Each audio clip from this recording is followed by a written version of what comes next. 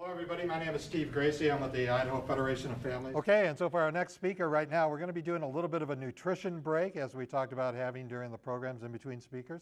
And our nutrition break specialist, we'll bring her out in a second, Laura Thomas, and she's going to be doing Kids Eat Right nutrition type breaks for you. Well, let me tell you a little about Laura. Laura Thomas is the Community Resource Development Specialist for Substance Abuse Prevention and Treatment, Behavioral Health Division in Region 4. She's also a registered dietitian and nutrition educator affiliated with the Kids Eat Right campaign of the Academy for Nutrition and Dietetics. It's a lot of stuff to say. It's a mouthful. I guess that's appropriate for someone talking about nutrition. Laura is a graduate of the University of Idaho, and she earned her Master's of Education degree with an emphasis on adult education, also from the University of Idaho. And so Laura's going to be sharing recipes, tips, and ideas for helping kids and parents eat right. She'll be doing it during this program part, and she'll also be coming in later on. Laura. Thank you. So I'm not exactly sure how we're going to make sure everyone can see me. Oh good, the camera's moved over here. You should have a packet of materials at your different locations, and hopefully the first page you see is the one with the Choose My Plate logo. This is an excellent resource for families to use for getting information. I'm going to show you a couple of quick ideas. On the back side of that handout are 10 no recipe entrees with a list of items that you can keep in your pantry at home, and we're going to actually make lesson number 1 or recipe number 1, and it is on here called a bean and cheese burrito, but I'm going to make it as quesadillas, and this is something that your family can help you with. So one of the things you do is you've got refried beans and also a can of mild chilies. I've mixed them up here. Now here's a tip for getting your kids to help you out. A little scoop like this is something that, as long as they've got enough hand strength to plop it out, they can help you put these together. So about 4 scoops of this is going to help us get enough on here, but we're also going to get a good portion out of this. This will make enough for a full family. So a can of refried beans and a can of the chilies. Now, another thing that small children can do is, this is soft enough, they can really spread it with a spoon. So again, engaging your children in the kitchen is something that you can do to help them learn about foods, get engaged in foods, and try different foods. Now we're just going to sprinkle some cheese on. This could be a low-fat cheddar blend. It could be mozzarella cheese, whatever you have handy. And then we're going to simply top it. Now, by the magic of our cooking stage here, I've already started one up, so I'm going to slide the demo one over. And you put it in a hot, I'm using a nonstick griddle. Obviously, when we go to heated items, we want an adult or a responsible teenager to be doing this, so you want to keep little hands away from hot edges. You simply put it down, and then when it's browned on one side, we're going to flip it over. And then after that, we're going to put it down here. And I find a pizza cutter is a very helpful tool for cutting this into wedges. Now, sometimes people want to know, when they look at the My Plate, how much food is that? And because the plate size is not listed there. Well,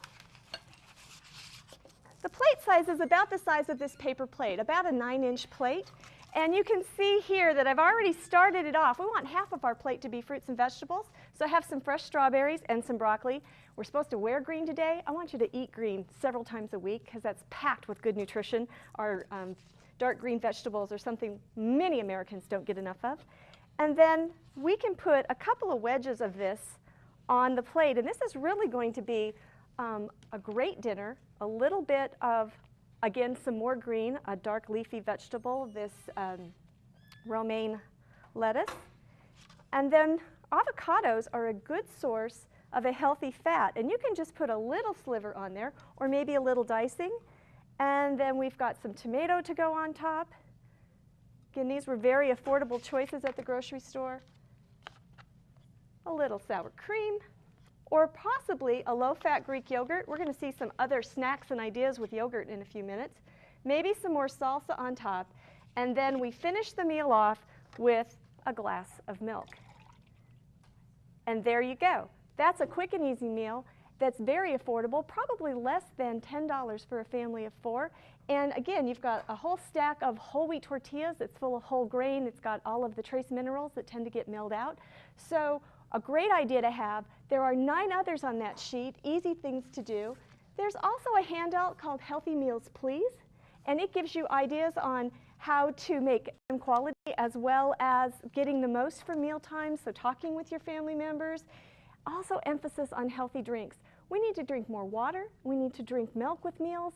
Sugary drinks need to take a second or back seat in our lifestyle. We're getting too many calories from those sugary soft drinks, fruit punches, those kinds of things. There's one other handout we want to look at, and that is the Look for Nutritious Ingredients. It's how to read a food label. One of the things I want to show you on my cans of refried beans is that simply comparing the back of the label can help you make a good choice. For instance, this brand of beans, when I look at the sodium label, there's 560 milligrams of sodium in a serving. This, which is the house brand, another non-fat refried bean, has only 350 milligrams, so about 210 difference. That really adds up over the day. So again, reading labels and comparing like products, making a good choice, easy thing to do. So use your labels, use that information carefully. We want to be fueled for all of our day activities. Breakfast is important. When we haven't eaten and we get up and we leave for school or leave for work and haven't fueled our bodies, we are operating without energy, and our brains run on blood sugar. And that comes from the food that we eat. So we need to plan ahead. If your kids don't eat breakfast at school, there's really simple things you can do. For instance, you can start the day with a fruit parfait, yogurt, fresh fruit, I'm using a Greek yogurt here. It's a little bit higher in protein. We want to get some good protein, carbohydrate, and fat in the diet. The carbohydrates coming from the fresh fruit along with vitamins and minerals that we need. And if you look at your handouts, one of the issues we also want to make sure is that kids are getting enough sleep and adults are getting enough sleep. Seems kind of unusual to connect sleep to weight issues, but we know that folks who get enough sleep have better weight, optimal healthy weights. Also, eating breakfast is another connection to healthy weight. So we want to be doing both of those things. There's a recipe on the back of this for a simple oatmeal peanut butter thing if you're going to sit down at home. But this could go in a blender and go in a glass and out the door. Could be made with frozen fruit with the yogurt. We can throw some granola on the top of it and put a spoon in it. It can be a walking breakfast, so it doesn't necessarily have to interfere with the morning schedule.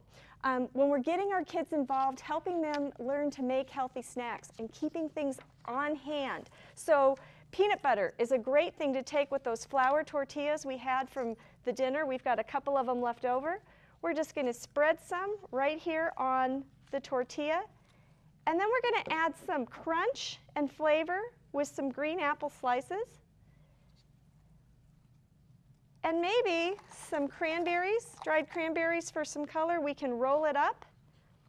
We can fold it and make it into wedges or even eat it as a sandwich. This is a breakfast, it's a snack, it's something that kids can make for themselves with a little bit of assistance with the apples. So that's something to think about. Bananas are another choice, easy to cut with not a sharp knife at home, so younger kids can do that. What we have available oftentimes directs what we're going to eat. So keep fresh fruit or canned fruit or frozen fruit handy. String cheese is another great snack choice. Most kids in our country get less than the amount of fruit they need. Probably only 10% of the kids in our country eat the fruit that they need each day, and even less of them eat the vegetables they need each day. So if we can incorporate more fruits and vegetables into our snacks, that's going to give them vitamins and minerals, plus fiber, plus other things that help them stay healthy. And that's an important thing that all of us want. So as we're looking at starting smart and snacking smart, the things to remember are, again, what you saw on the very front of this information, and that's the My Plate. You may not be picking all 5 food groups for a snack or a breakfast, but you want to be picking 2 or 3, and you want to make sure that one of them has a good protein source. So picking a protein food or the milk, the yogurt, the cheese, any of those choices are going to help balance it out. And that's an important thing because we want kids to be fueled throughout the day as well as adults. And if we give them good choices, just like at school when we give them lots of tools in that toolkit that Judy talked about, we can empower them to be eating healthy for a lifetime and develop good habits there. Family meals, again, a great place to help teach those socialization skills and talk about the day. That might be where you discover that something didn't go so well at school. And so talking to them at the family meal table, again, lots of good things. The website that you can find on these materials, the kidseatright.org, has more information. There are videos, recipes, and tips. There's also a SurveyMonkey typed into here. You could type it into your browser and give some feedback to the Academy on this campaign. It's part of a nationwide campaign, and the whole goal is to help families be healthier, our children be healthier, and to have healthy outcomes. We want to have kids just be as healthy as they can be.